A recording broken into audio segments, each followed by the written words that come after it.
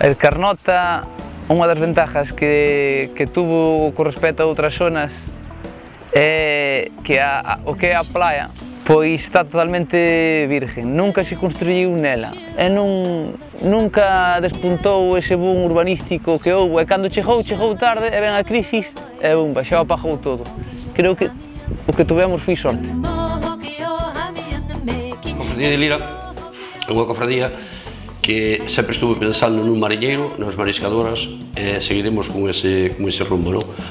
E hoxe en día, Carnota, que é o municipio de Carnota, e o Porto de Lira, estáse conhecendo a través dos proxectos que ten a cofradía, que puxe en marcha a cofradía durante todos estes anos, estáse conhecendo, digamos, en Europa e no mundo, non?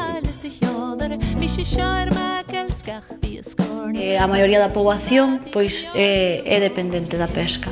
Entón, o que se vía era que non existía relevo xeneracional. A maioría dos mariñeiros tiñan unha certa idade, moi preto xa da xubilación, pero non había rapaces novos que quixeran ter como profesión a profesión de mariñeiro. Entonces, con todas estas expectativas, mellorando a comercialización, mellorando os recursos pesqueiros, o que se pretende é iso, que a xente opte pola vía de ir ao mar como outra profesión máis.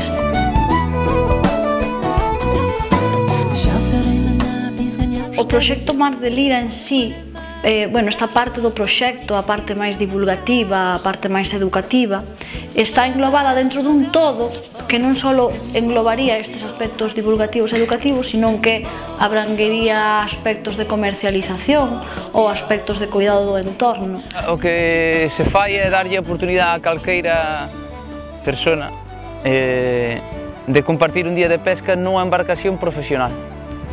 O que pasa é que os barcos de pesca teñen un número máximo de persoas que poden levar, normalmente é moi reducido porque son barcos de pesca, e no certificado de navegabilidade, se é un barco de 8 e van 4 profesionales, só poderían ir 4 visitantes, con seguro á parte e con as medidas extras de seguridade. Un mariñeiro é moi importante para dar a conocer a vida do mariñeiro, como traballa o mariñeiro no barco, como se pesca, como se respecta o pesque e como nos vendemos. É moi importante que saber como se vende, o mariñeiro como vende e como compra o ama de casa. A Casa TVP do Cuco, digamos que é un punto de partida dunha das rutas que facemos, porque facemos varias, pero a ruta do Porto é a ruta que máis fan as persoas que nos visitan, os escolares que nos visitan. E nesta ruta do Porto que tratamos de contarlles a xente que ven aquí é como naceu o Porto de Lira, como traballan os nosos mariñeiros, como foron cambiando as súas artes de pesca, os seus utensilios de traballo, e tamén como se fai unha subasta, por exemplo, con que tipo de artes traballan, máis ou menos ese tipo de cousas. O arete ten unha importancia extraordinaria en Lira porque ese barco naufragou no ano 1966 e antes do naufraxio dese barco non había porto. O Porto de Lira construíuse a raíz do naufraxio do Ariete no ano 66, onde o pueblo de Lira, de Carnota, de toda a zona, axudou a salvar aos 162 mariñeiros do Ariete. E como premio, construíronlle este dique de abrigo que hai aquí en Lira.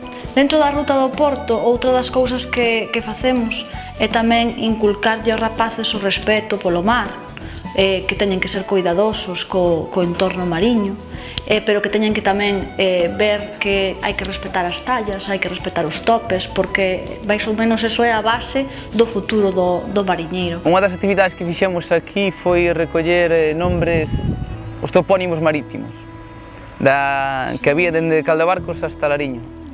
Nese tramo de costa recollemos 400 e pico. E dentro deses 400 e pico naufraxios de topónimos marítimos hai nomes de pedras como, por exemplo, Petón do Checo, que aí, en teoría, naufragou un barco que era checo, aínda que me sona un pouco raro, porque a República Checa non ten mar, pero eles din que o barco que naufragara era checo. Que pasou? O turismo aquí aumentou moito porque con estes proxectos da cofradía, sí, Carnota beneficiouse, o que é Lira e Carnota beneficiouse desto, porque a cofradía puxo en marcha uns proxectos onde a hostelería saliu beneficiada, os comercios saliron beneficiados, salíron todos beneficiados, non? Este utensilio que temos aquí pois é casi un utensilio en vías de extinción, porque hai moi poucos mariñeiros daqui de Lira que o utilicen, é o espello, o mirafondos. Antiguamente utilizaban máis mariñeiros, é un utensilio que se utiliza para recoller centola. Como vedes, é unha caixa de madeira que ten un cristal polo fondo e utilízase complementariamente con este outro aparello que é un gancho e hai un mariñeiro que vai mirando polo mirafondos e en canto ve a centola o que fai é meter o gancho que tería unha vara acoplada e sacar a centola do fondo, máis ou menos como se ve nesta imaxe. Non sei se iso podes ver.